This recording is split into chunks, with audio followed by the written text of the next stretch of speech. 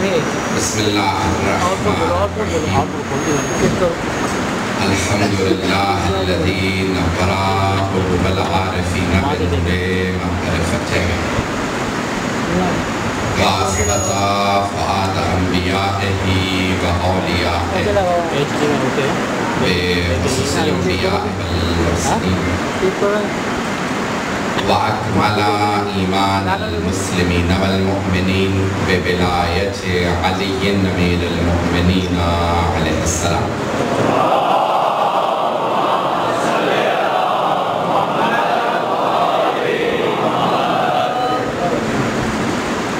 والصلاة والسلام والتحية والإكرام على أفضل الموجودات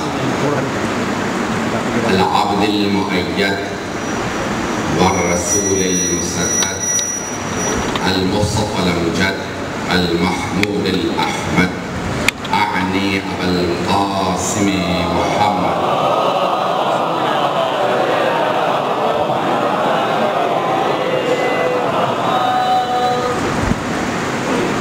وعلى روحه ونفسه وسحره ووسيله سيد الأتقياء والأصفياء مولى الموالي إمام المتقين علي بن أبي طالب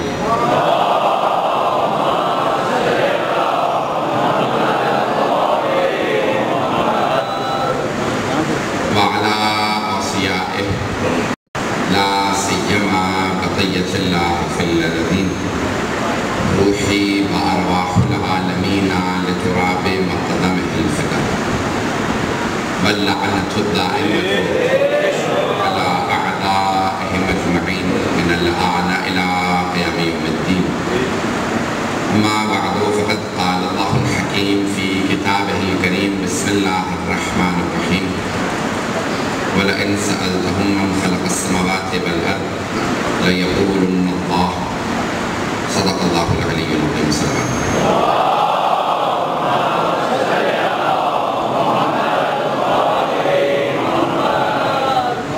سورة فاتحة الخاصة مرحوم مغفور سيد مختار حسن تقوي ابن سيد محمد نبي تقوي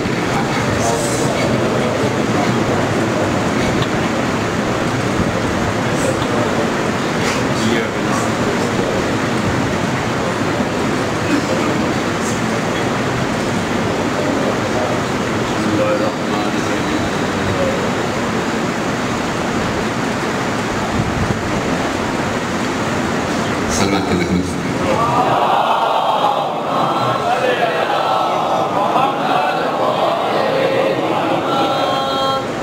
تاخیر کافی ہو چکی ہے میں بہت زیادہ وقت نہیں لوں گا میں جانتا ہوں آپ بہت دیر سے انتظار میں تشریف فرما میں بھی پہنچ چکا تھا لیکن سب میں پڑھنا بھی تھا اور ہمارے بھائی میر زمیر صاحب کا ویزا ہو گیا کیونکہ عاشورہ پہ اس سال کرفیو ہے کربلا میں لوگ جان نہیں پا رہے تھے انہیں پڑھنا تھا لیکن اچانک ان کا ویزا آیا اور وہ فوراً چلے گئے وہ بھی نہیں آ سکے تو میں مطالب پیش کروں گا میں نے آیت لی ہے سورہ 7 کی آیت نمبر 39 کا انتخاب کیا تو اب رسول خدا صاحب قرآن ہے اور اہل بیت وارث قرآن ہے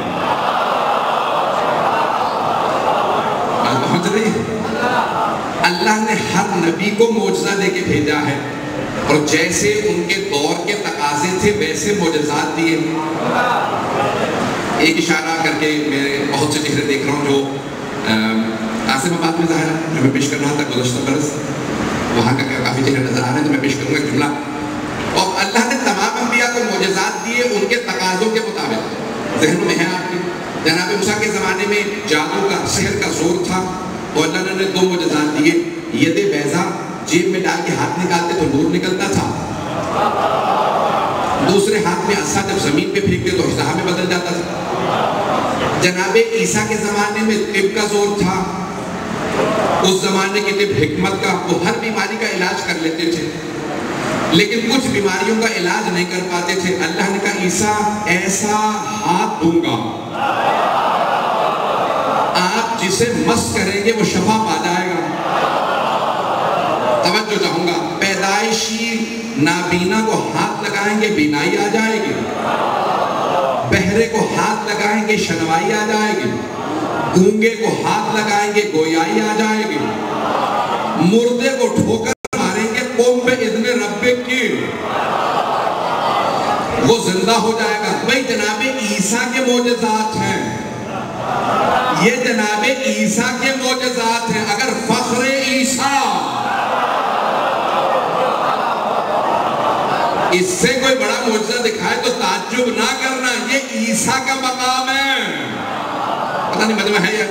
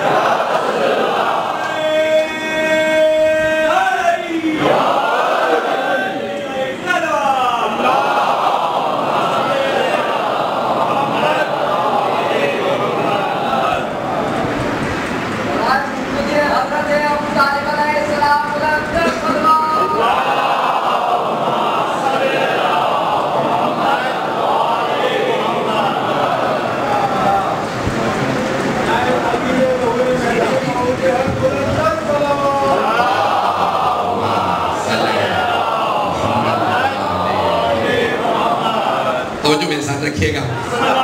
اور انبیاء کے جیسے جیسے تقاضے تھے ان کے زمانے کے، ویسے ویسے اللہ نے معجزات انہیں عطا کیے۔ توجہ ہے میرے ساتھ؟ جیسے جیسے تقاضے انبیاء کے زمانے کے، ویسے ویسے معجزات۔ اب سرور کائنات کے زمانے میں عربوں کو اپنی دو باتوں پہ بڑا ناز تھا۔ ایک اپنی زبان پہ بڑا ناز تھا، ہم عرب ہیں باقی عجم ہیں۔ دوسری اپنی شمشیر پہ بڑا ناز تھا کہ ہم سے بہتر کوئی تلوار چلانے والا نہیں۔ نسلوں میں کچھ تو کشتار چلتا تھا، چھوٹی چھوٹی باتوں پہ جنگ ہو جاتی تھی، یہ قبیلہ اس قبیلے سے جا لڑتا تھا۔ تب اللہ نے اپنے حبیب سے کہا، اے میرے حبیب آپ کو ان کی دونوں باتوں کا جواب دوں گا۔ ان کی زبان کا جواب قرآن ہوگا، ان کی تلوار کا جواب علی۔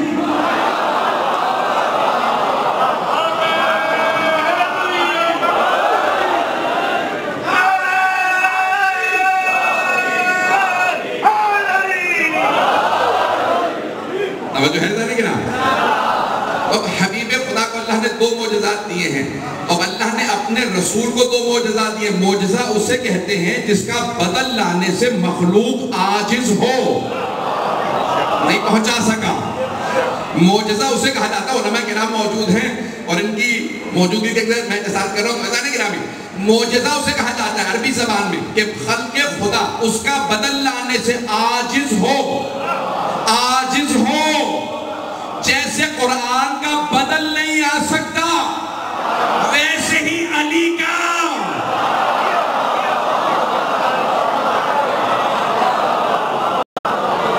ویسے ہی علی کا بدل نہیں آ سکتا۔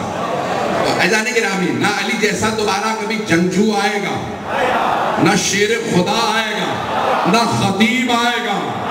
پتہ نہیں لوگ ہیں یا نہیں؟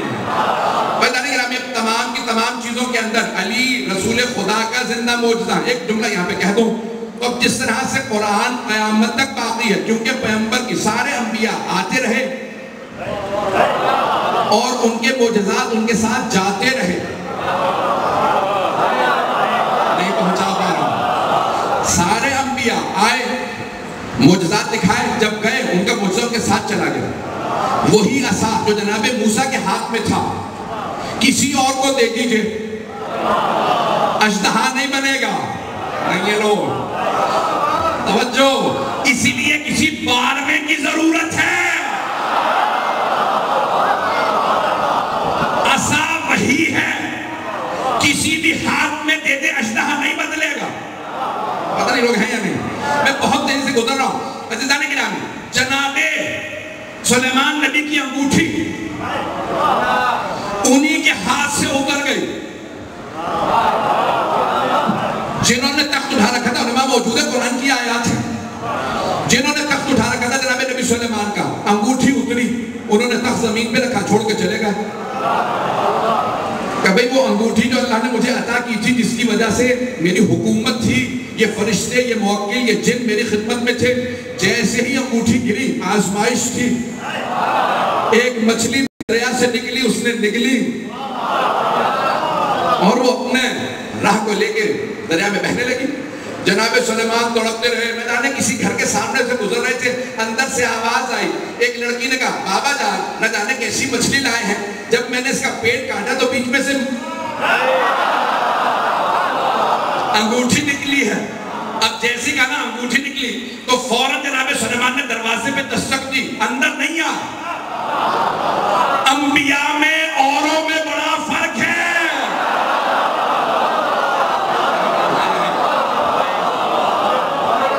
یہ نبی ہیں, میں اشارے کر کے آگے بڑھ رہا ہوں, بہت پیارے انداز سے سن رہے ہیں. تو عزیزان گرامی, جناب سلیمان نے دستک دی, بوڑھا باپ باہر آیا, کہا کیا بات ہے؟ کہا وہ انگوٹھی, ابھی میں نے سنا آپ کی بیٹی نے مچھلی کا پیٹ کاٹا, انگوٹھی نکلی ہے, انگوٹھی میری ہے. دلیل کیا ہے؟ انگوٹھی آپ کی ہے. کہا دلیل کی ضرورت ہی نہیں, ہاتھ میں آنے دے, آپ کو خود ہی پتہ چل جائے گا. پتہ نہیں لوگ ہیں یا نہیں. تو کہا ابھی آزما لیتے ہیں. انگوٹھی دی, جناب سلیمان نے پہنی, سارے فرشتے دوبارہ آنے لگے. جن تخت لائے, کہا آئیے اس تخت پہ آ جائیں. کہا آپ کون ہے؟ کہا میں ہی تو سلیمان ہوں. جملہ کہہ رہا ہوں پورا خونے جگر دے کے, جتنا مجمع سارا ساتھ دے گا, کوئی خاموشی سے نہیں سنے گا. تو جناب سلیمان کی حکومت صرف انسانوں پہ نہیں تھی, جنوں پہ بھی تھی, فرشتوں پہ بھی تھی, چرند پہ بھی تھی, پرند پہ بھی تھی, خشکی پہ بھی تھی, پانی پہ بھی تھی, لیکن انگوٹھی میں تھی. علی نے حالت رکوع میں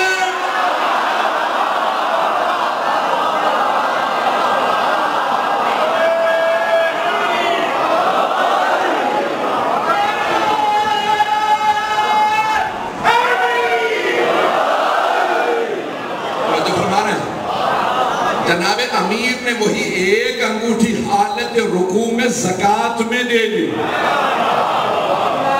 اب علماء نے لکھا یہ مانگنے والا فرشتہ تھا, اللہ بھی پتا تھا کسے بھیجنا ہے علی کے در پہ مانگنے کے لیے. بھئی یہاں تک تو روایت تھی, تاریخ تھی, ایک جملہ میرا بھی سن لیجیے. سننا چاہیں گے؟ آپ جانتے ہیں نا ساری دولت کو زکوٰۃ نہیں کہا جاتا.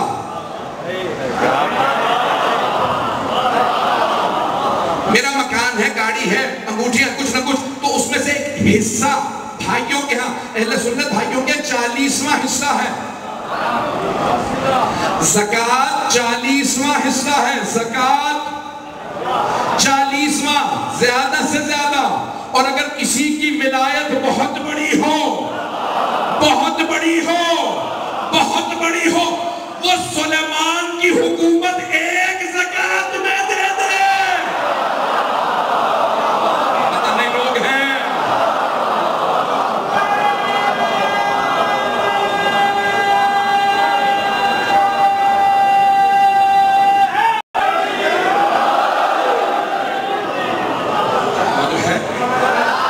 وہ نبی سلیمان کی حکومت ایک زکوٰۃ میں دے دے. علی نے زندگی میں ایک زکوٰۃ نہیں دی, مولا نے کئی زکوٰۃیں ادا کی ہیں, اگر بات پہنچ گئی ہو. تو جانے کے نام میں آیت بڑی عجیب و غریب آیت ہے جس کو پیش کرنا چاہ رہا ہوں. تو انبیاء کے معجزات جیسے جیسے تقاضے تھے ویسے ویسے معجزات. اب رسول خدا کو اللہ نے معجزہ دیا, قرآن قیامت تک کے لیے باقی. پیش یہ کر رہا تھا, گلا فوراً خراب ہو رہا ہے, فیٹ ہو رہا ہے, تو گرمی بھی ہے, اور میں چند دن سے مجلس نہیں پڑی ہے, تو ایک ہفتہ کل سے بہت زیادہ مجالس شروع ہے. تو عزیزان گرامی, جیسے جیسے انبیاء کے تقاضے ان کے زمانے کے, ویسے ویسے معجزات. انبیاء گئے, معجزات ساتھ چلے گئے. پیغمبر کی رسالت ہے قیامت تک کے لیے. کچھ لوگ تو پہنچ گئے. پیغمبر کی رسالت قیامت تک کے لیے, تو ان کے معجزات بھی قیامت تک باقی رہنے چاہیے, تاکہ اگر کوئی آج سوال کرے دلیل کیا ہے, محمد آج بھی نبی ہیں, تھے نہیں, ہیں. جو ہو وہ مردہ نہیں ہوتا.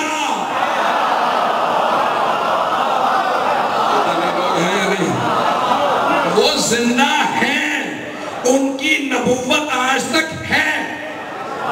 تو اگر آج کوئی کہیں گے بھی دلیل کیا ہے ان کی رسالت آج تک ہے، نبوت آج تک، تو کہا ان کے زندہ معجزات، ان کے زندہ معجزات، تو قرآن آج بھی زندہ ہے۔ قرآن کو کاغذ اور سیاہی نہ سمجھیے گا، یہ اور کتابوں کی طرح نہیں ہے، بل ہوا نور، یہ نور ہے، یہ کتاب ہے سیاہی۔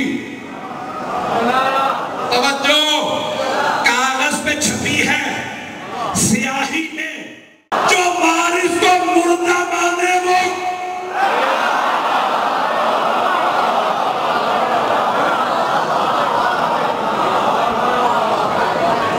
جو قرآن کو زندہ معجزہ نہ مانے وہ کیا ہے؟ وہ جو وارث کو، پتہ نہیں لوگ ہیں یا نہیں، طبیعتوں کو بات کرنا تو نہیں گزر رہی، وارث زندہ ہے، نور۔ بلا انسان، میں ایک نیا نتیجہ دینا چاہ رہا تھا کہ بلا انسان تو من خلق السماوات والارض لیقولن اللہ۔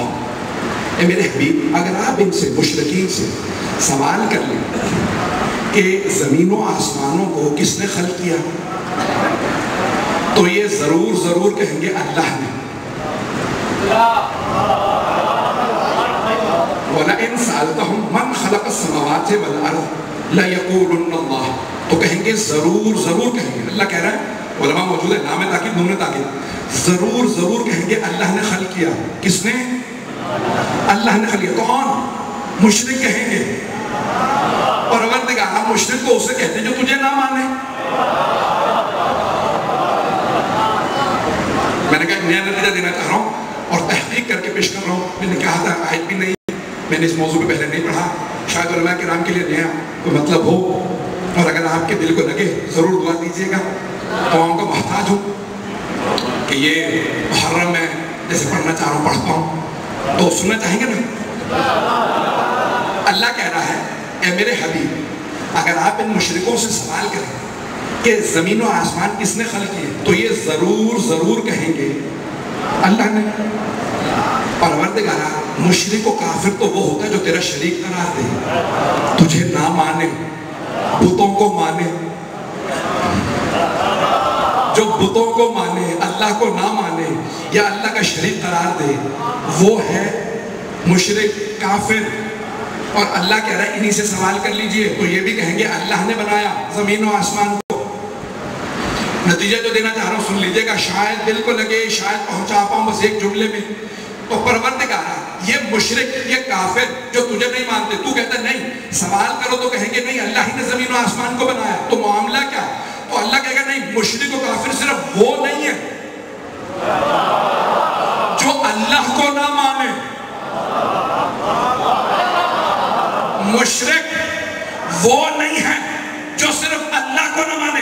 آپ نے نہیں سنا ہوگا، پیش کر رہا ہوں ذمہ داری سے، چاہے تو اشرا پڑھ سکتا ہوں، ایک مجلس میں چند منٹوں میں سنانا چاہ رہا ہوں۔ اللہ فرما رہا ہے مشرک صرف وہ نہیں جو مجھے نہ مانے یا بتوں کو میرا شریک قرار دے، بلکہ وہ بھی مشرک ہے جو میرے نظام کو، یعنی نظام ولایت کو نہ مانے۔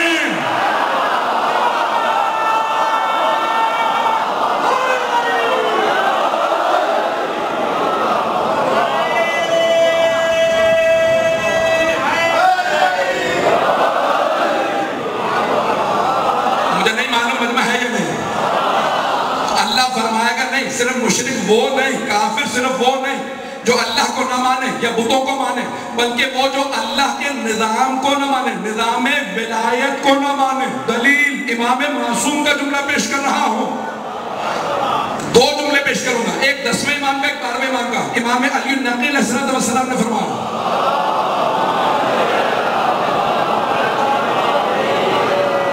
بھئی آپ تمام کی دعاؤں کے ساتھ پیش کرو، سلامت رکھیں، مولا سلامت رکھیں، آپ تمام حضرات کی محبتوں کی نظر کرو۔ 10ویں امام سے کہا مولا کی زیارت ہے، زیارت جامعہ کبیرہ، زیارت جامعہ، دو زیارتیں، زیارت جامعہ صغیرہ اور کبیرہ۔ کبیرہ ہماری سب سے بڑی زیارت ہے، اور اگر کبھی کسی کا فضائل پڑھنے اور سننے کا جی کر رہا ہوں، زیارت جامعہ پڑھ لو، فضائل سے بھری ہوئی، اور علماء نے اس کی بے انتہا شروح لکھی ہیں، سند کو لکھا. اب وہاں پہ جملہ 10ویں امام کا فرماتے ہیں کہ جس نے زیارت کس کی ہے؟ اپنے اجداد کی پڑھنا ہے، جناب امیر کی. فرماتے ہیں جس نے آپ کا انکار کیا اس نے خدا کا انکار کیا. آدھا مجمع ہے، آدھا گھبرا چکا، جو گھبرا گئے اور گھبرائے. عزیزان گرامی 10ویں امام فرماتے ہیں جس نے آپ کا انکار کیا اس نے اللہ کا انکار کیا. نہیں ہے مجمع. تو ایک آدمی نے کہا مولا جس نے آپ کا انکار کیا اس نے امامت کا انکار کیا. اللہ ہے توحید. جس نے آپ کا انکار کیا اس نے امامت کا انکار کیا، توحید کا انکار نہیں کیا. بہت سے مسلمان ہیں اللہ کو مانتے امام کو نہیں مانتے. تو آپ نے کیوں کہا جس نے آپ کا انکار کیا اس نے اللہ کا انکار کیا؟ مولا نے کہا میں نے جو کہا صحیح کہا. جس نے ہمارا انکار کیا اس نے اللہ کا انکار. نہیں ہے مجمع. سن کے امام کا جواب کہا مولا کیسے؟ جس نے آپ کا انکار کیا آپ کا انکار کیا، اللہ کا نہیں. کہا ہمارا انکار اللہ کا انکار ہے کیونکہ ہم نے نہیں کہا ہمیں مانو، اس نے کہا انہیں مانو.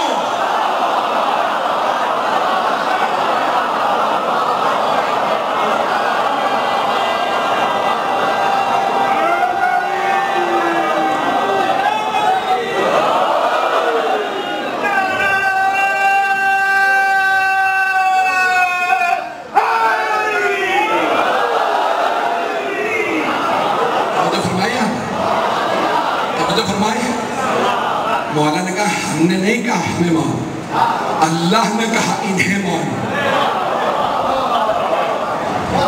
اللہ نے کہا انہیں مانو، یہ میرے ہیں. اللہ کے ایک چھوٹے سے خلیفہ کا ابلیس نے انکار کیا تھا.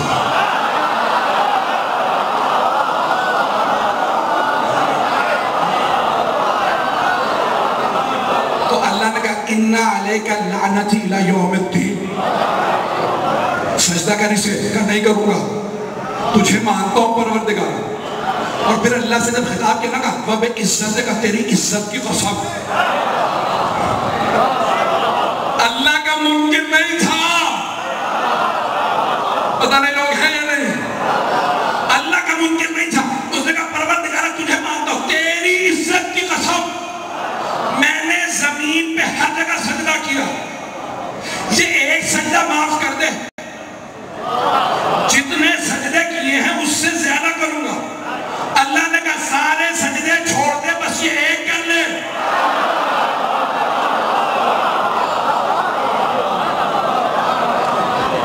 کہا نہیں آدم کو سجدہ نہیں کروں گا. اللہ نے کہا آدم کو ماں. اب یہ نام آدم کو سجدہ نہیں تھا اللہ ہی کو. آدم تھے قبلہ.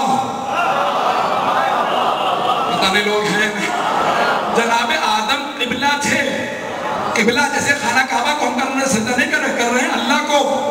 کعبہ ہے ہمارا قبلہ. اللہ کے چھوٹے خلیفہ کا انکار کیا ابلیس نے. اللہ نے کہا قیامت تک تجھ پہ میری لعنت ہے، میری آپ کی نہیں.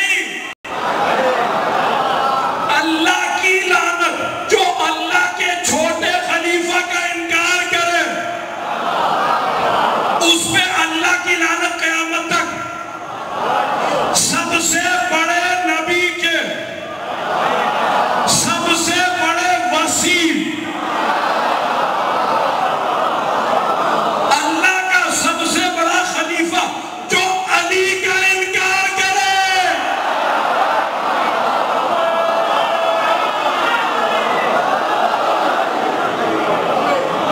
اور فرمایا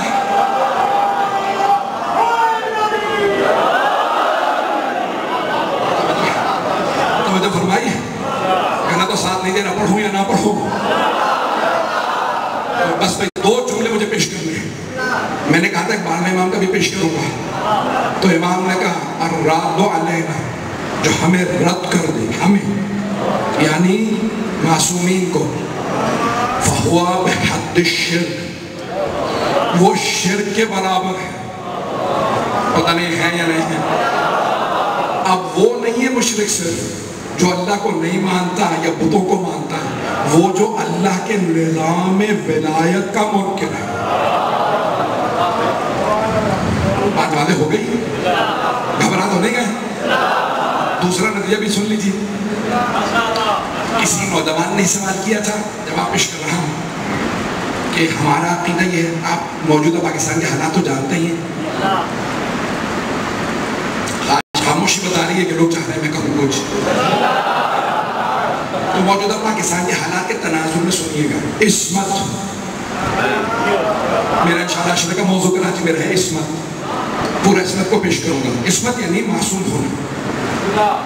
عصمت میرا موضوع وہاں پہ، آج یہاں موضوع نہیں. اگر معصوم ہے تو پھر استغفار کیوں کرتے ہیں؟ سوال ہے، شیعہ بچے کا سوال. کہ مولانا ہم سے بہت سے لوگ کہتے ہیں اگر تم کہتے ہو تمہارے 14 معصوم ہیں تو پھر یہ استغفار کیوں کرتے ہیں؟ سننا چاہیں گے جواب؟ اب غور سے سنیے گا. تفصیلی جواب کراچی کے اشرف ٹی وی پہ سن لیجیے گا. آج مختصر سا جواب یہاں پہ. تو نہج البلاغہ میں مولا امیر کا خطبہ ہے اور سورہ انفال 8واں سورہ ہے، 33ویں آیت ہے. مولا نے اس آیت پہ خطبہ دیا. جمعہ کا خطبہ رہا ہوگا اور مولا نے وہاں پہ آیت کی تلاوت کی. فرمایا وَمَا كَانَ اللَّهُ لِيُعَذِّبَهُمْ وَأَنْتَ فِيهِمْ وَمَا كَانَ اللَّهُ مُعَذِّبَهُمْ وَهُمْ يَسْتَغْفِرُونَ. آیت ہے دو حصے. مولا نے اس آیت پہ خطبہ دیا. آیت کیا ہے؟ ترجمہ پیش کروں؟ اسی پہ تمام کر رہا ہوں، مجھے مجمع کی توجہ چاہیے. یہ خاموشی توجہ کی علامت ہے، مجھے پورا یقین. استغفار کیوں کرتے ہیں پیش کر رہا ہوں، ذہن میں رکھیے گا. اب ایک مرتبہ مولا امیر نے کہا کہ اللہ نے عذاب نہ بھیجنے کی 2 نشانیاں بتائیں.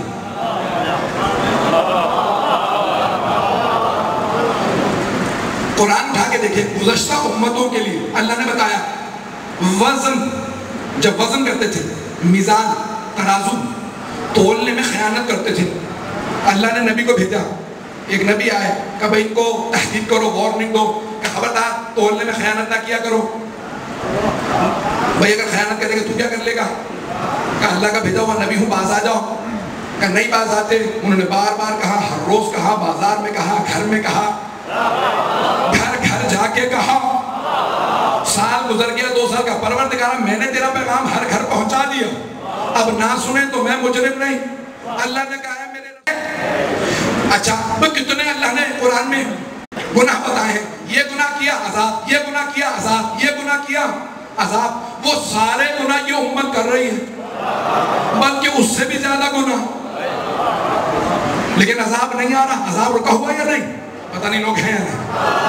عذاب رکا ہوا.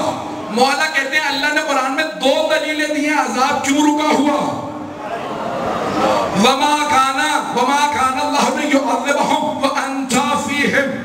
اے میرے رسول، آپ کا اللہ، آپ کا رب ان پہ عذاب نہیں بھیجے گا جبکہ آپ ان میں ہیں.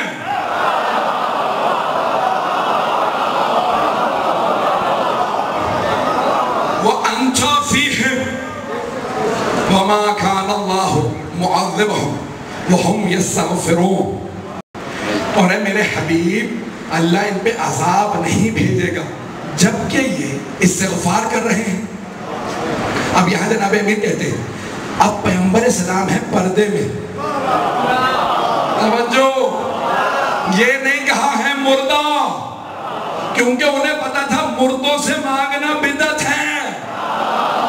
یہ صرف وہ نہیں کہتے، ہم بھی کہتے ہیں مردوں سے مانگنا بدعت ہے. کئی لوگ زندہ چل پھر رہے ہوتے ہیں پھر بھی مردہ.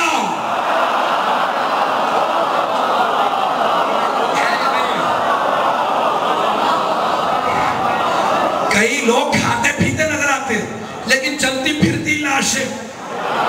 اور کئی کربلا میں، نجف میں سوئے ہوئے ہیں پھر بھی عطا کرتے ہیں.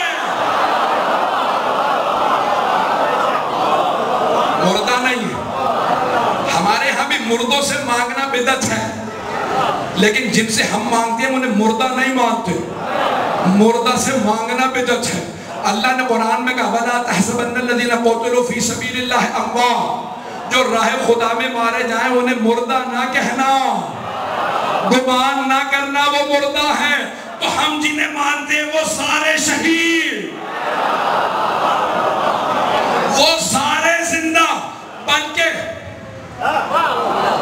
دو افراد جنگ میں چلے جائیں، دونوں مارے جائیں،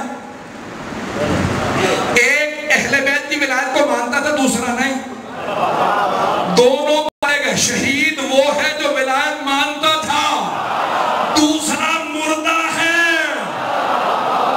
جن کی ولایت کے نہ ماننے سے شہید شہید نہیں ہے۔ پتہ نہیں لوگ ہیں بھئی راہ خدا میں تو مارا گیا لیکن شہید نہیں ہے کیونکہ ان کی ولایت کو نہیں مانتا۔ ایک اور جملہ کہہ دوں، یہ شیعہ سنی تمام علماء نے لکھا، امام فخر الدین رازی نے بھی لکھا، انہوں نے بھی لکھا، امام جار اللہ زمخشری نے بھی لکھا، اللہ غمم ماتا اللہ حب آل محمد ماتا شہیدہ۔ دونوں بزرگوار فرماتے ہیں کہ حبیب خدا نے کہا جو جو آل محمد کی محبت میں مر جائے وہ مردہ نہیں شہید ہے۔ ارے یہاں تو مردہ بھی شہید ہے۔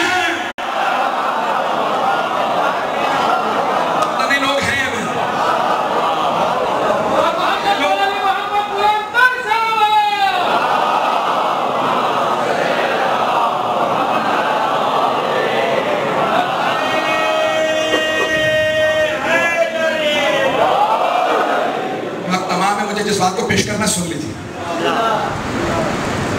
تو اللہ نے قرآن کریم میں بتا دیا واضح الفاظ میں کہ بھئی دو چیزوں کی وجہ سے عذاب نہیں آگا، ایک وَأَنْتَ فِيهِمْ وَهُمْ يَسْتَغْفِرُونَ۔